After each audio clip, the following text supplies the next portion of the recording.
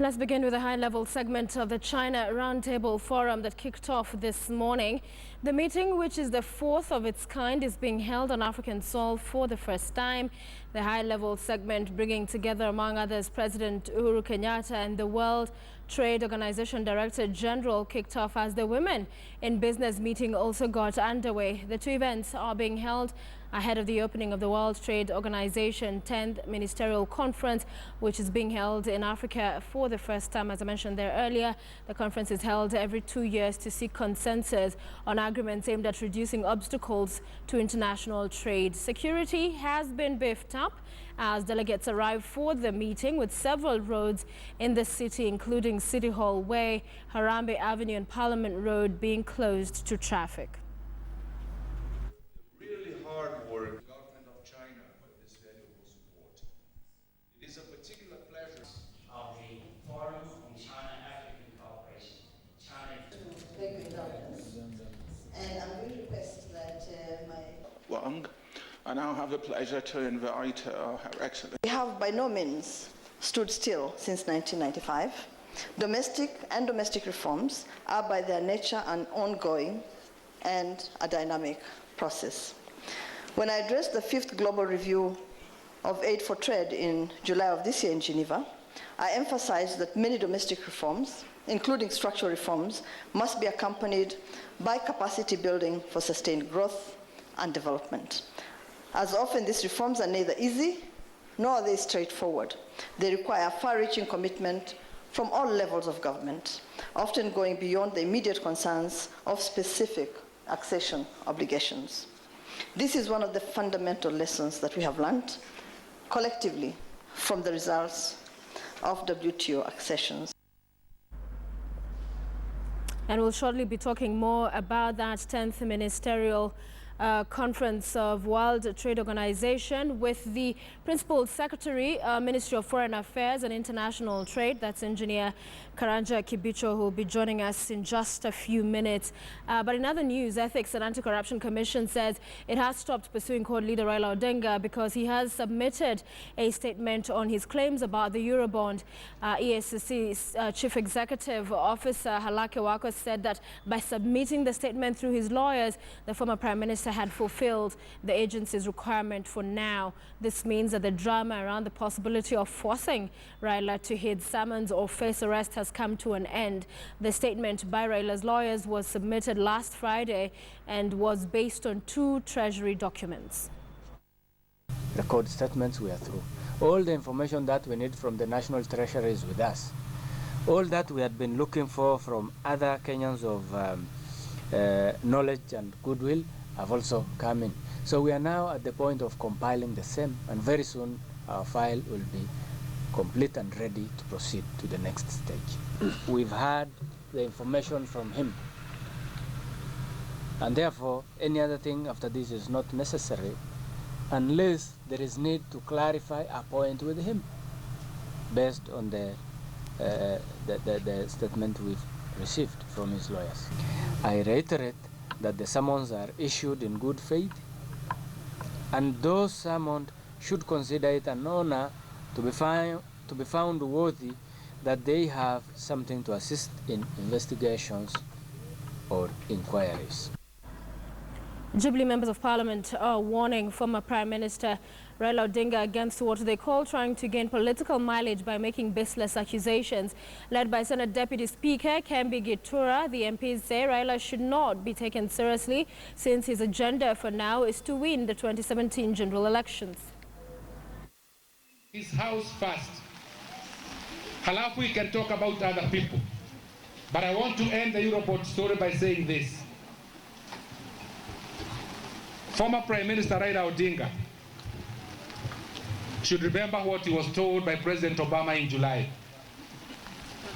You cannot become a leader by praying and hoping that a duly elected president is going to fail. Akiamuka anasema kuna pesa imeimbiwa na yeye hajatoa mwizi. Hataji majina, forojo, propaganda. Ingine tunafikiria ni ya ukweli na ni siasa yake ya 2017 anaunda, anajenga kila subuhi. Sasa wakati alisema Eurobond pia imeibiwa, akaitishwa ushahidi, aandikishe statement. Yeye akasema bado ni prime minister. Ati prime minister anaweza kusamoniwa na CS namna gani?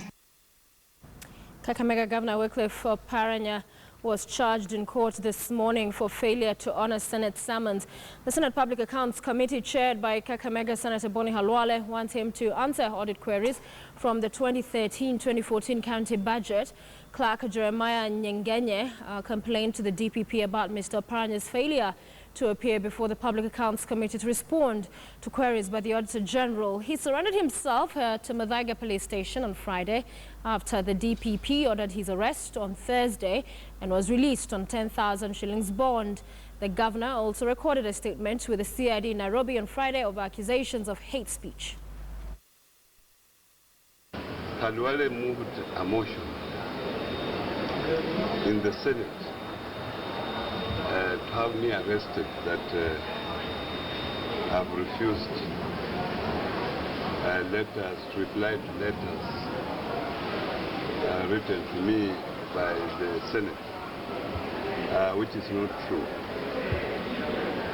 So when I heard that I was to be arrested, I decided to go to the CID myself, CID headquarters, and said I'm here, so I don't need to be arrested because I'm already here.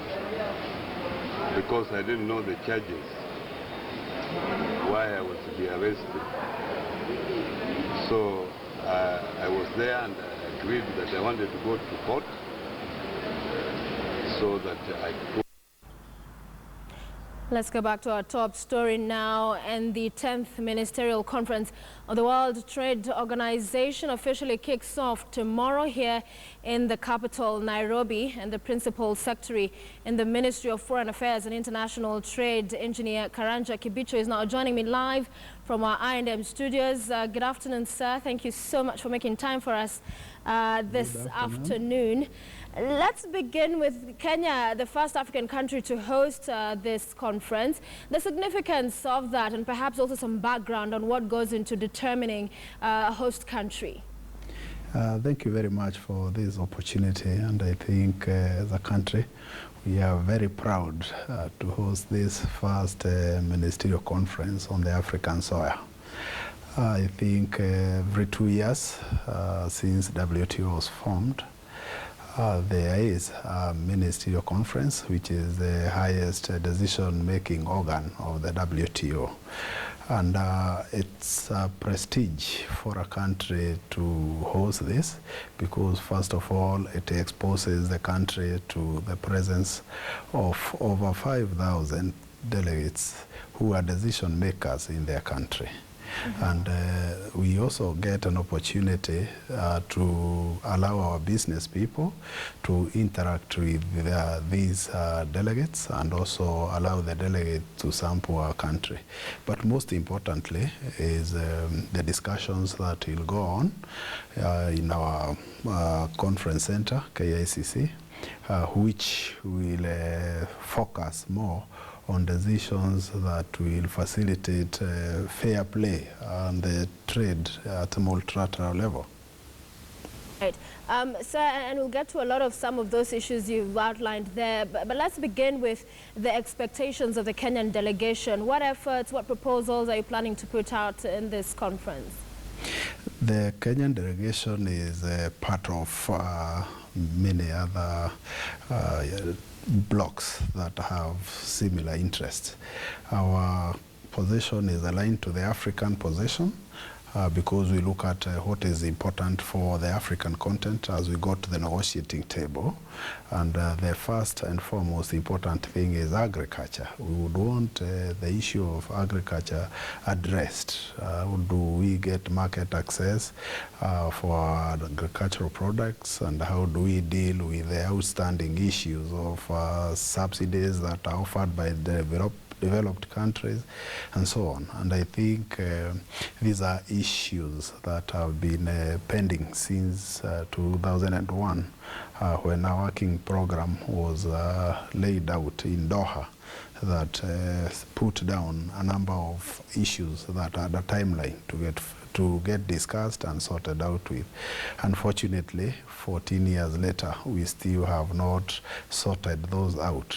So in Nairobi, because we must have an outcome, we need, because these issues are still as important as they were in 2001, but of course, in the passage of time, a lot of other upcoming issues are relevant today. So as we go to the negotiating table, because negotiations are delicate, and it would be premature for the Kenyan delegation to say exactly what we are pushing for. We bear in mind that it is delicate. We have to burn a lot of midnight oil. Talk about those subsidies, because there are those who look at this and say it is a lost cause. You said it has taken a while trying to get the richer countries to relook at their subsidies. But isn't it a fact that for them, it's even on political survival, it's the dynamics in their own countries that see then this relook and rethink on subsidies, something that will not happen. So then do you have a different strategies to ensure that they actually concede on this matter, or will it be business as usual because they have a lot to lose from their own political, matrix as it plays out at home? Exactly what you're saying. I mean, every country looks at its interests first. We know the subsidies exist because every country must be food sufficient and cannot delegate that to another country. But we also know that the developed world, for example, also want market access on industrial products. We know that they want to access our markets on services. And I think it's a give and take. I mean, you give in on this, we give in on this. And I think what we have done is to break down what is it we are looking for in agriculture, what is it we are looking for in the industrial products, and therefore as a country analyze and see how far can we go if we are to benefit our people. And I think I agree with you that it's a difficult area, but it's an area that is so critical and important to Africa and to the developing countries. While it may not be as important to the developed countries, we also acknowledge that they cannot surrender their primary responsibility of providing food to their country to other developing countries. And I think to look at market access. What do they want to sell to us, or do we want to sell to them? And the issue of intellectual property is big when it comes to World Trade Organization. For Kenyan farmers, whether it's coffee, whether it's tea, what efforts will they see their Kenyan delegation again put out to ensure and against countries that benefit unfairly from the sweat of hardworking farmers? Because largely they're sitting back and saying this is a conversation for the big boys, but it will not trickle down in terms of benefits to the farmers that work hard every day. I think in terms of intellectual property, Kenya, we are ahead of the game. Our intellectual property policies are in place. We even have an institution that takes care of this. And I think when we look at intellectual property, we're not focusing mainly on agricultural product, because that's not where we harvest big. We want to look at the intellectual property on areas like pharmaceutical. We want to look at intellectual property on areas of our SME growth, the ICT sector, so that we also don't disadvantage our people. If, for example, we are so hard on intellectual property that touches on pharmaceuticals, knowing very well that we need, for example, medicine as an intervention for our economy, then we have to structure our negotiations so that we also don't hurt our people. All right, so back to that question on how do Kenyan farmers watching this tea, coffee, hope to benefit from this conference? What should they be looking out for? I think the biggest problem that our coffee, tea, and agricultural farmers face is value addition. Because when you talk of industrial products, we forget that the reason why our farmers don't benefit as much in the international trading arena is because there's very low value addition in this country. And I think as we go to these negotiations? What are those discussions that support development of industries, that support value addition? Because just like you are suspecting, and just like the farmer watching would know, that the reason why they get very low value for their effort is because we are not doing any processing in the country. And I think for us to get there, because we are already in a liberalized economy, then we need certain interventions from the key players so that we do not kill the same industries out of competition. So there are issues of competition, there are issues of supporting industry that are at play. There are those of the view that global trading systems largely favor the richer countries, and we saw the activist and the social movement working group against WTO say Kenya and Africa should pull out of WTO because they're getting a raw deal. And, you know, we've seen all of these meetings in the past, the causes you've pushed for Kenya and Africa pretty much not gaining much momentum. What do you say to those people who say, why not ditch this effort because it doesn't work for us? I don't think it's true that the WTO doesn't work for us. That's not true. And I think it will be very irresponsible for us to imagine that simply because we are not winning on one area, then it's so bad. We need to sell our products because the whole essence of WTO is about market access. And if we are to get market access, then what we need is fair trading practices. And that's the essence of WTO. Bring people on the table. Let us discuss about rules that we regulate how we trade with each other. As much as the developed countries will want to access our market on high-value products, we too need to access their market on what we do best. And we cannot do that when we don't have rules that govern us. And when we have those rules, then we must have an organ that brings us together to negotiate, because our interests are different. Remember, the WTO is categorized as developed countries, the developing countries, and LDCs. The state of their economies are very different, and their interests are different on the table. But it's about give and take, and that is why the ministers are here and must have a declaration out of Nairobi. All right, and finally, Engineer Kibicho, what to you does a successful 10th Ministerial Conference of the WTO look like? Sorry? To you, what does a successful 10th Ministerial Conference of the World Trade Organization look like?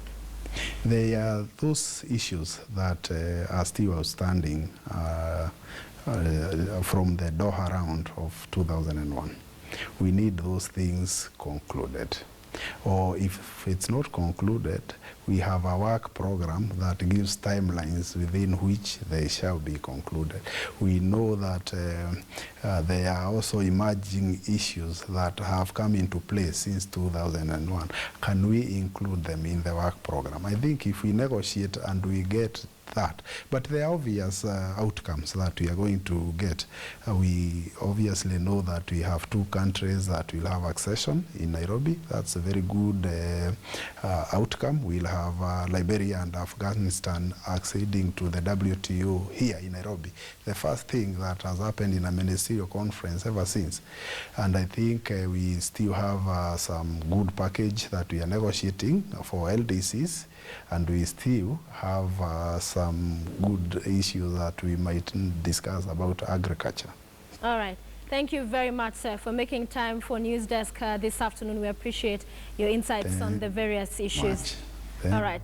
Engineer Karanja Kibicho, the Principal Secretary in the Ministry of Foreign Affairs and International Trade, talking to us about the 10th Ministerial Conference of the World Trade Organization that officially kicks off tomorrow here in Nairobi, the first of its kind that is being held on African soil, Kenya playing host. I'm Sophia Wanuna. You're watching the News Desk. We are not yet done. We still have lots in store for you. Please, if you can, do stay with us.